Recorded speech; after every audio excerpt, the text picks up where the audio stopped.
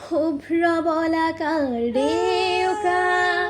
সপোন ৰহন হনা দূৰণিৰ সাগৰ পাৰত বাজে বাঁহী মধুসনা শুভ্ৰ বলাকাৰ ডেউকা সপোন ৰহন হনা